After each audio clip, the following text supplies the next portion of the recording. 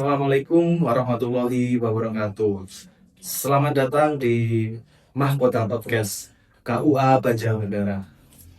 Kali ini saya Ahmad Khairul Anam sebagai pembawa acara dan ada Mbak Evril Nur Puspitasari AMDK dari Puskesmas Banjarnegara 2 sebagai narasumber.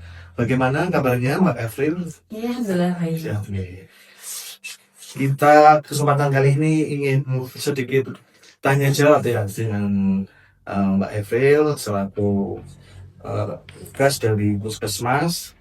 Seperti yang kita tahu bahwa ketika calon pengantin itu kan diwajibkan untuk mengikuti bimbingan perkawinan.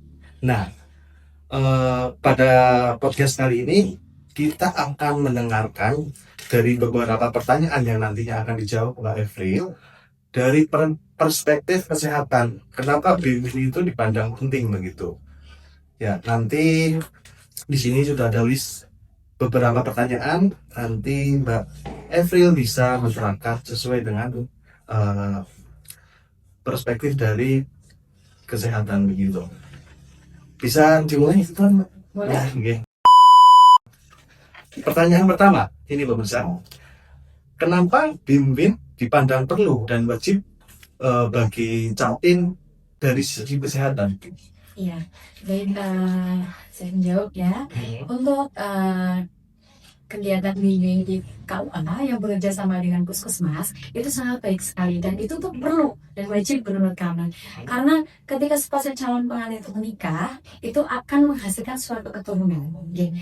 Reproduksinya yang nanti sini dibahas. Jadi kalau misalkan sepasang pengantin itu di sini sudah sehat, semuanya baik, mental, fisik, terus sosial dan ekonomi itu baik semuanya, pasti akan kedepannya juga lancar.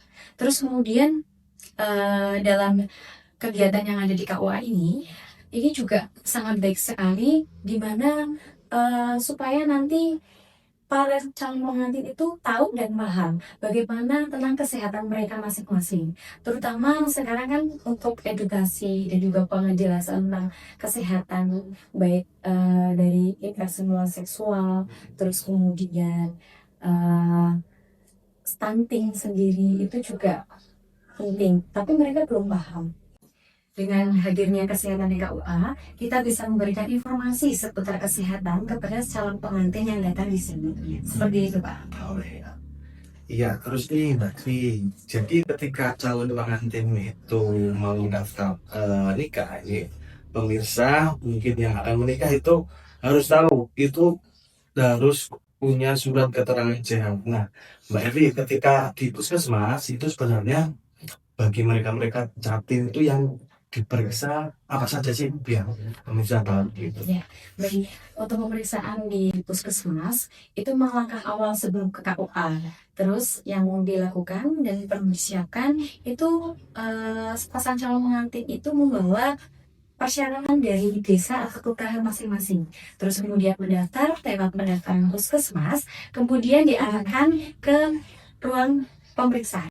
Setelah itu masuk ke ruang pemeriksaan setelah dipanggil, terus kemudian ada pemeriksaan berat badan, tinggi badan, lingkar lengan, pemeriksaan laboratorium, dan setelah itu diajukan untuk kembali lagi ke pendaftaran untuk mendapatkan hasil dari pemeriksaan tersebut.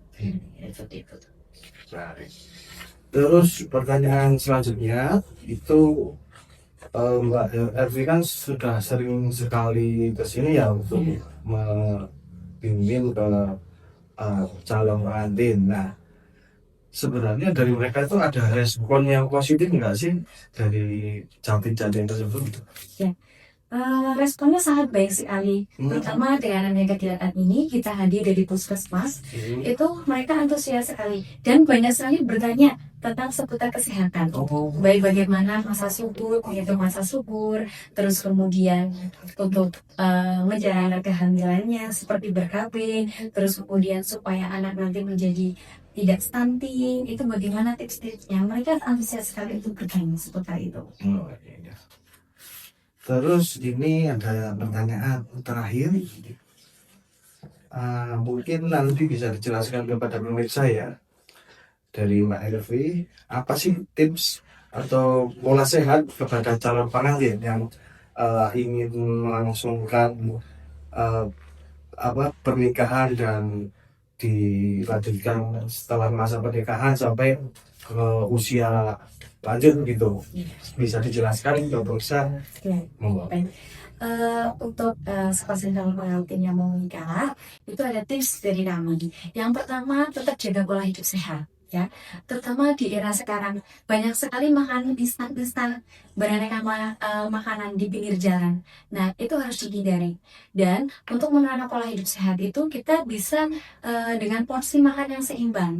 Jadi, satu porsi makan itu nanti ada sepertiganya berisi sayuran, kemudian sepertiganya ada makanan pokok, terus kemudian sepertiganya lagi berisi lauk dan juga sayur. Tetapi juga tetap diimbangi dengan pola hidup sehat seperti olahraga, kemudian minum air putih, dan juga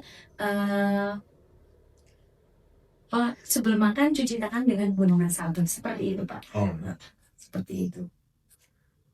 oke, terima kasih Mbak Evril atas penjelasannya ya. Eh, Baik pemirsa, mungkin podcast kali ini cukup sampai di sini dulu. Kita sambung di episode selanjutnya ya. Eh, Terima kasih Mbak Evi sudah berkenan ikut ke sini juga Mbak Kerja Negara. Semoga kerjasama antara KUA dan Puskesmas selalu terjalin dengan baik begitu kan. Yang terakhir kita jangan lupa like, komen, dan subscribe di channel KUA Belajar Negara. Terima kasih. Wassalamualaikum warahmatullahi wabarakatuh. Sama-sama.